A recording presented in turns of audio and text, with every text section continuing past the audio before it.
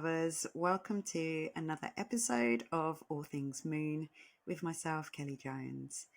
And in a bid to be transparent and honest, it has taken me nearly the whole weekend. It's Sunday evening here, Sunday the November the 3rd, and it's taken me all weekend to muster up the right energy and frequency to sit down and share with you. So I have called this episode Staying Calm During an Explosive Month. And today, November the 3rd, is probably the catalyst for that explosion.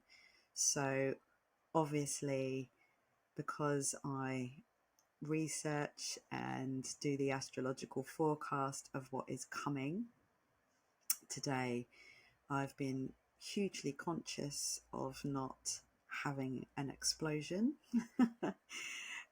So our morning started with going to try and get our camper van started because the battery is completely flat and we couldn't get it started. And whilst during trying to get that battery started, Tom said, actually, the battery is starting to smoke now.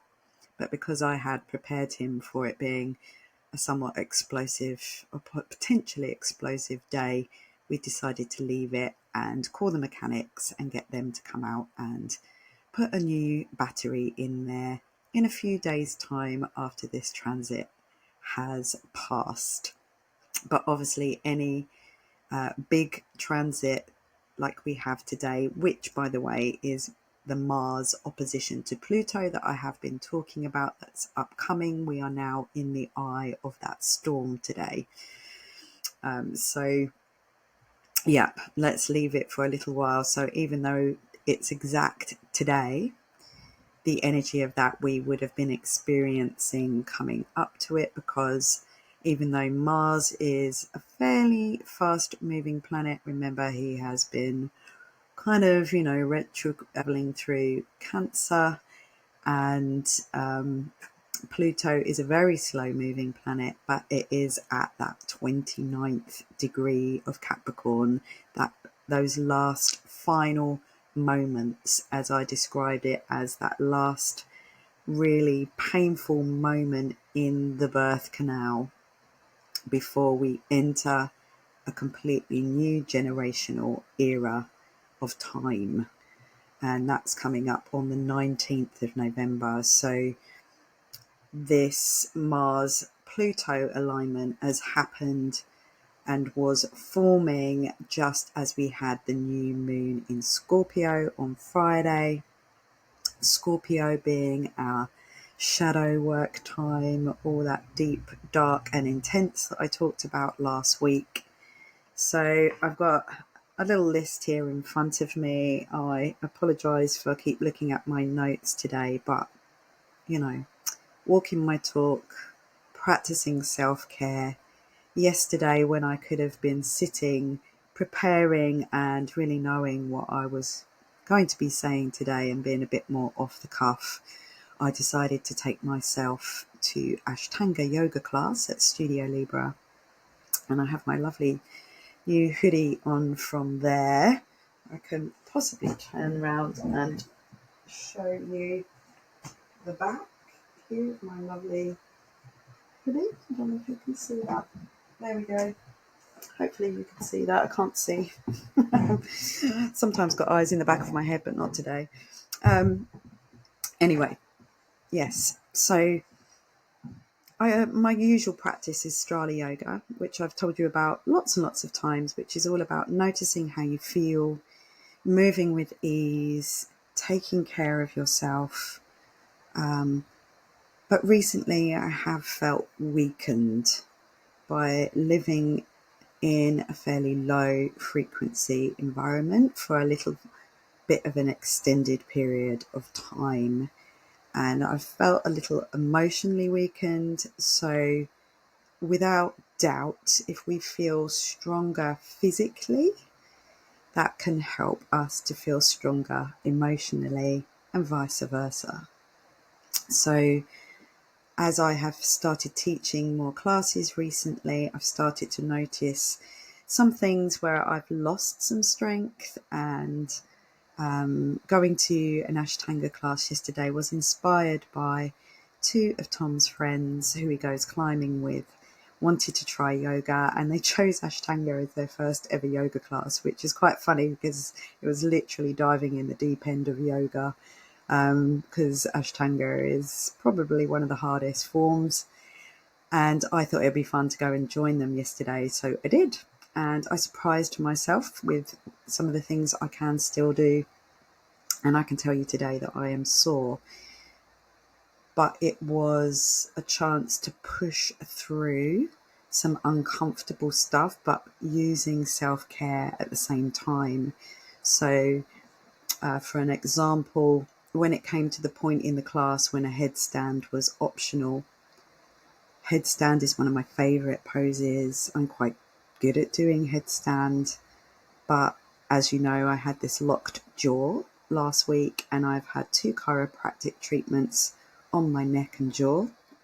So to have let my ego take over and say do a headstand anyway would not have been extreme self-care. So I did a shoulder stand instead, and just enjoyed being in a more resting pose than challenging myself. But it was still a hard class for stamina and strength, and my muscles are really hurting today, but that's great. It's a good feeling.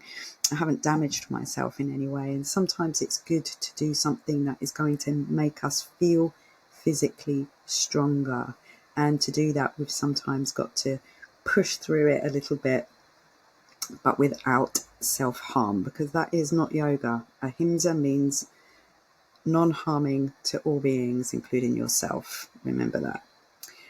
So what have we got today? Sunday, November the 3rd, we have got this Mars-Pluto opposition. So, it's highly likely that we're going to see some shenanigans out there in the headlines. Headlines are going to be explosive. I'm pretty sure of that. I don't read the headlines, so I'm not sure, but we're likely to see explosive headlines out there. So the Mars-Pluto opposition is at its peak today, and it's going to bring out the best and the worst of between powers. Remember that Pluto is all about power struggles, and Mars is quite conflict and can be aggressive, warlike and fiery. And Mars is also tonight going to be moving out of Cancer for a little while. Thank God, all the Cancerians say, give us a little break. And moving into the sign of Leo, where it's all fiery. So, Pluto's not all about destruction. It is also about rebirth and renewal. So we are being asked to rise out of the ashes like the phoenix. And the phoenix is, as we are still in Scorpio season, that's where the sun is. The phoenix is another symbol for the sign of Scorpio. The eagle and the serpent can also be symbols of Scorpio, but the phoenix most definitely in relation to that Plutonic part of Scorpio, that death and rebirth rising up out of the flames. So in my research for Mars-Pluto, I came across this little quiz online that tells you what your Pluto archetype is. So one of the archetypes is Hades, but it asks you some questions, you tick the boxes, and then it sends you an answer, and obviously it's grabbed your email in at the same time. But I thought I would read it out to you because I think this really is a really good description of what this kind of break down to break through, destruct, so that we can reconstruct this death, rebirth kind of energy can bring. So the Pluto archetype of the phoenix bird. You are resilient, empathetic, an adaptable, lifelong learner. You have seen it all, done it all. Your motto is, what doesn't kill you makes you stronger. The phoenix bird is a mythological bird that cyclically regenerates or is born again from its ashes. Similarly, you have the ability to bounce back from anything that life throws at you, continuously reinventing yourself. One thing Phoenix people need to be mindful of is seeking change and transformation just for the sake of it. Sometimes you move on to the next thing before bringing your current projects to their highest potential. And I think that is very relative to where some of us can almost reach that highest potential and then revert back to playing small. And while it's wise to move on when something stops working, sometimes it is even wiser to try harder. Ashtanga. Or to stay with the not knowing until you find a creative solution. So I thought that was really good advice and something to sit and ponder on and think about where that is for you. And I think if you're listening to this, there's a high chance that you are the Phoenix archetype. So what else is happening today? Venus is in an opposition to Jupiter today.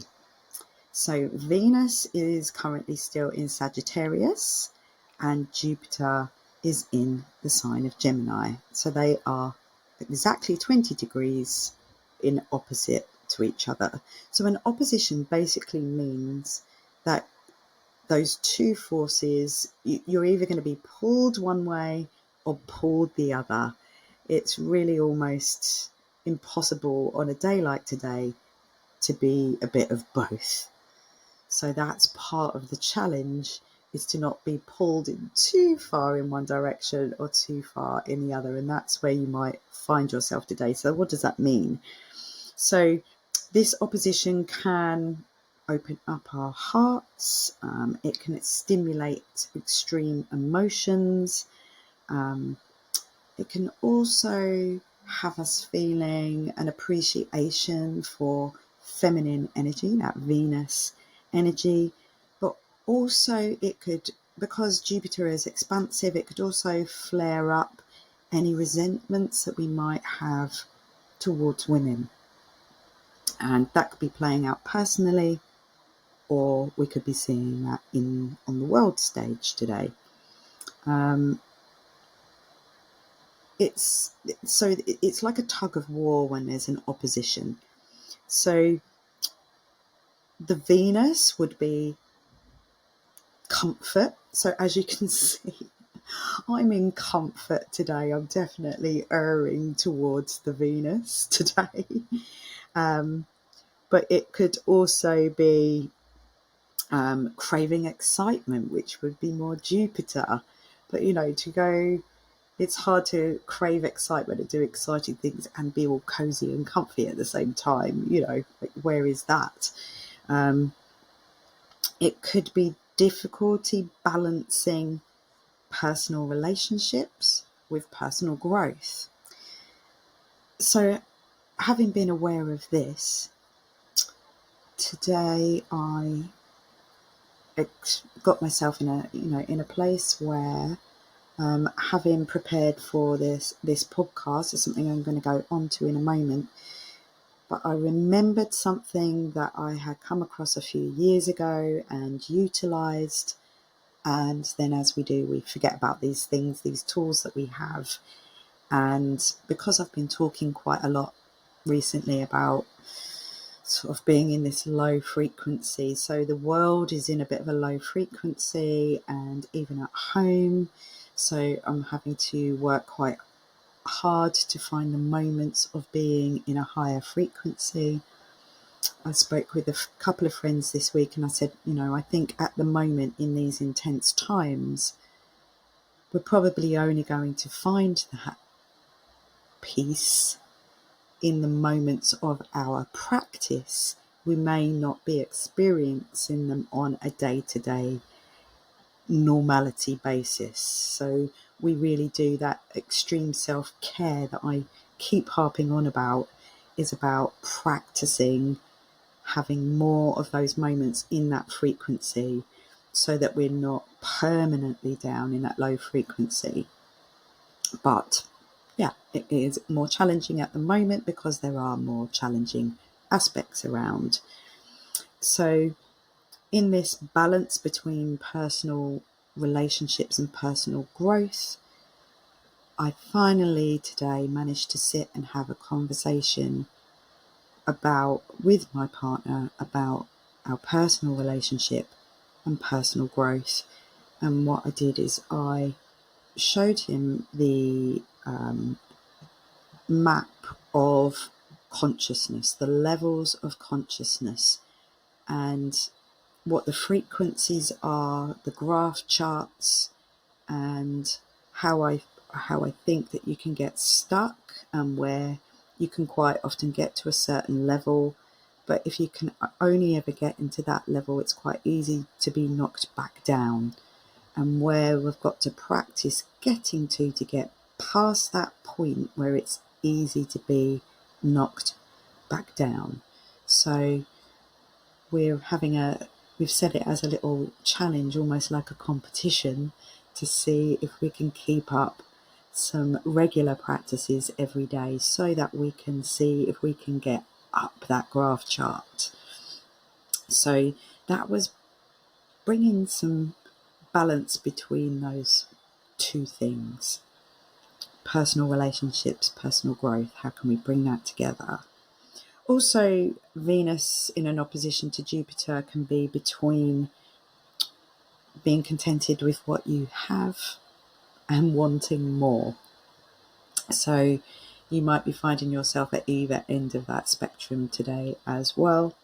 And also, wherever Jupiter is and Venus are, can always spell overindulgence and completely unrealistic relationship expectations. So, if you find yourself in any of those places today, forgive yourself, go and do one of your practices that brings you into a higher frequency. So anything that you are experiencing will come from a better level of emotion than being in a lower level where we might be more reactive, particularly with this Mars-Pluto opposition that we have today. Mars is cutting, severing. Yep. So, and Pluto can be the deconstructor, destructive, and we don't want to do that if we can help it. But sometimes we've got to break these things down to break through, as we know. Anyway, Mars enters Leo tonight. Phew for me. Anyway, that's for sure. But as Mars moves into Leo, obviously there's a much more fiery thing going on there, and Leo being the throne, being seen, being out there. It is very interesting how Mars is entering Leo, as on the 5th, America has its elections between those opposing forces who want to be on the throne. They want leadership, they want to take that mantle of leadership, and they need to feel seen and heard. So, you can't write this stuff. It is totally in keeping with the astrology of this week. So, sit back and watch how that's going to play out. And I don't believe that as astrologers we should make any predictions. I'm in agreement with any astrologer out there who gives a forecast, like a weather forecast, over a prediction. And it really could swing either way. There's so many contradictory things out there. You could look at it and, without putting any personal views on it, we've got this full moon coming up in Taurus, not too far away. I mean, obviously, we've just had a new moon, so it's 2 weeks away. But Uranus, the moon is conjunct Uranus. So that is the planet of sudden shocks. So I think anything is possible right now. But yeah, explosive to the point of nuclear. We might see stuff going on around that subject as well. I'm not a fearmonger. I don't know how that could play out, but we know that this is that last grab for power with the Pluto Capricorn story before Pluto moves into Aquarius. So this is that last stand at the OK Corral that I've been talking about, that would everyone just stop getting shot moment. This really is that moment. So how that plays out collectively, only thing that we can do about it is take care of ourselves and how we are within and on the world stage. What else have we got? So tomorrow, November the 4th, Monday, we've got a little bit of stability because the sun forms a nice trine, which is a nice harmonious aspect to Saturn. And Saturn is, about structure and discipline, and it is about restriction and things like that. But, he's the sensible one. And it's going to ask us what will work in a time otherwise filled with contradictions. So you're going to have some people acting out because of the Mars in Leo drama, in the lingering opposition to Pluto. So there might be hissy fits and,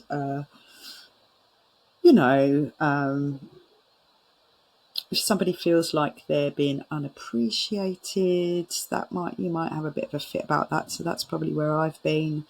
And, violence, aggression is not impossible.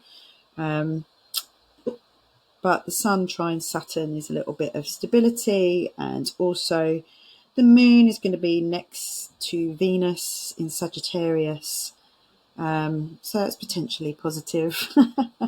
It could, inspire some visionary influence over the whole thing. But it also could be somebody being very outspoken, because Sagittarius tends to be outspoken. But hey. And then Tuesday, November the 5th, which is, Guy Fawkes fireworks day over here in the UK. So fireworks and explosive astrological aspects on the day of the American elections. I'm not sure what I'm going to do on Tuesday. Stay in bed all day, maybe. But overnight, the moon is going to be moving into a square with Neptune. Neptune still being in its late degrees of Pisces.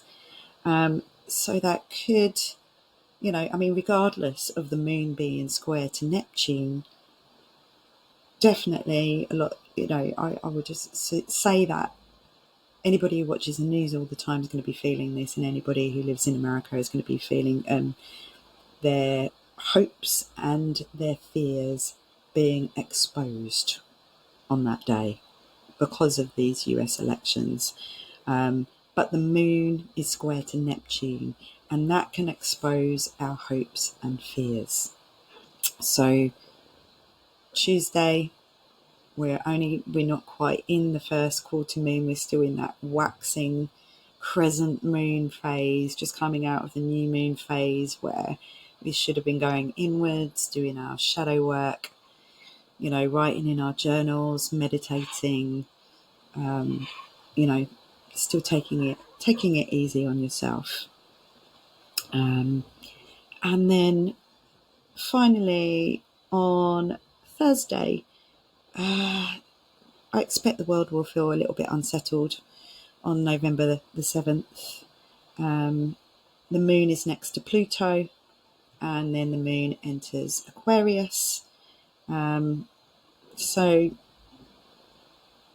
kind of during that day, it might feel a little bit frustrating, because if the moon is next to Pluto, then it's also going to be moving opposite to Mars. So you're going to have that emotional moon.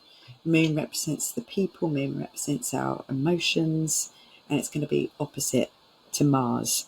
Mars just having moved into Leo. See what I'm saying? So there might be a need to release and discharge some emotions that have been fired up after a very anxious week. But remember, we don't have to take it out on one another, and we don't have to take it out on ourselves either.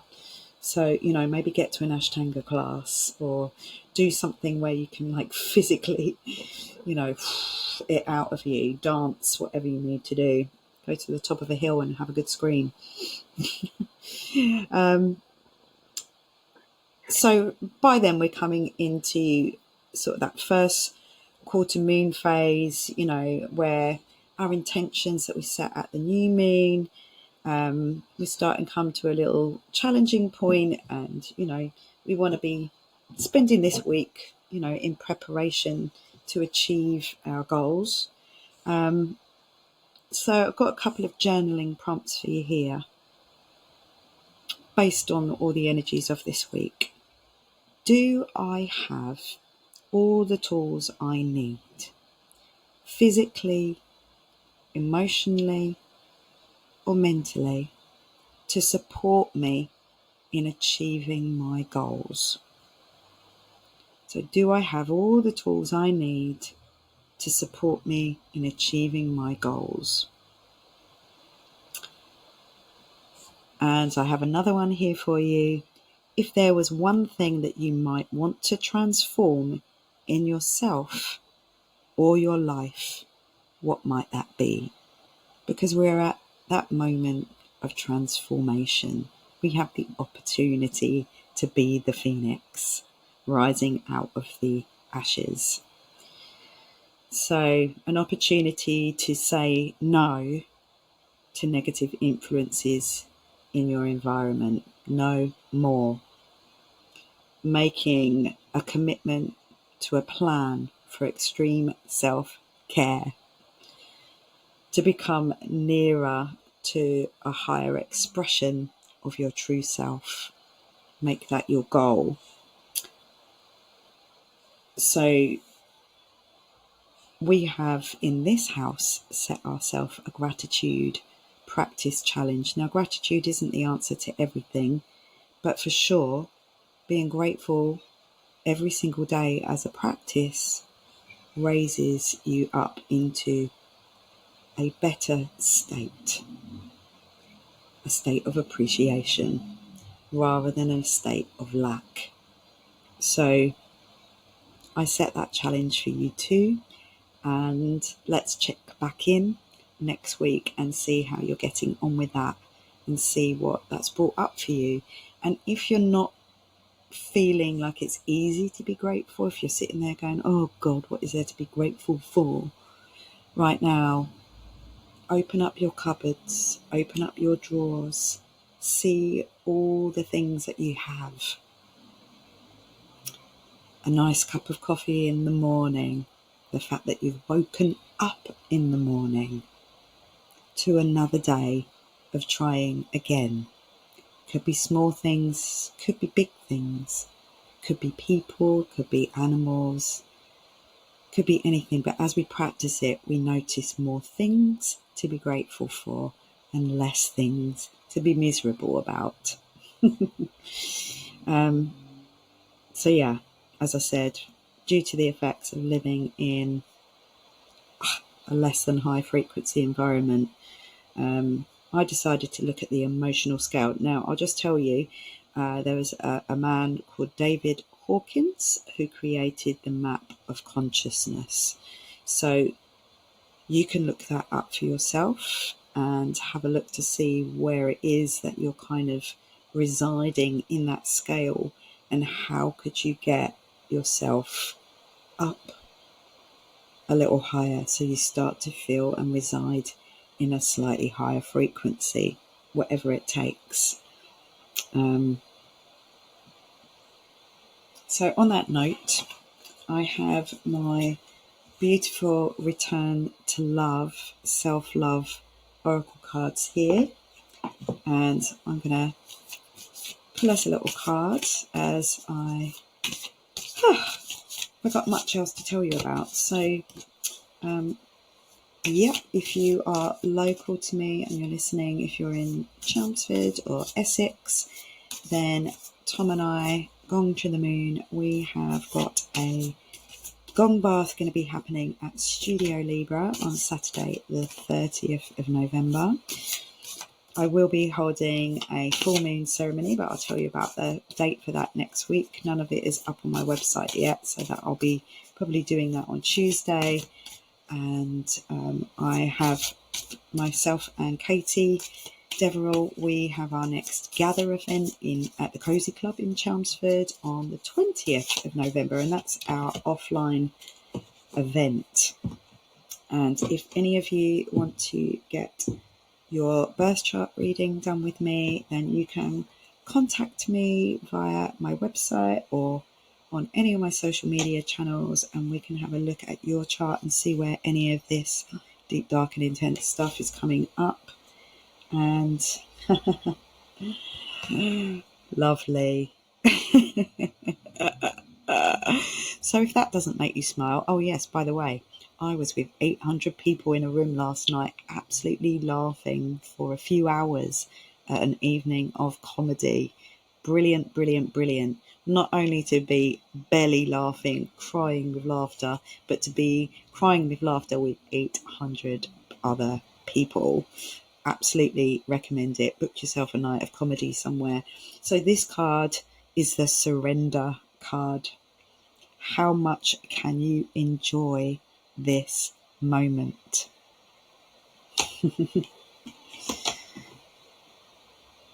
I suggest starting off with a little gratitude practice, just to make you feel more appreciative of the moment that you are in.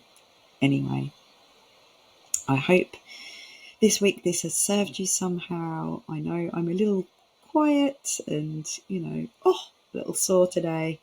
And I wish you a beautiful week of self-care and ease and calm through the eye of the storm. And, I hope that you can stay calm during an explosive month. Moon blessings to you all, and I'll see you all next week.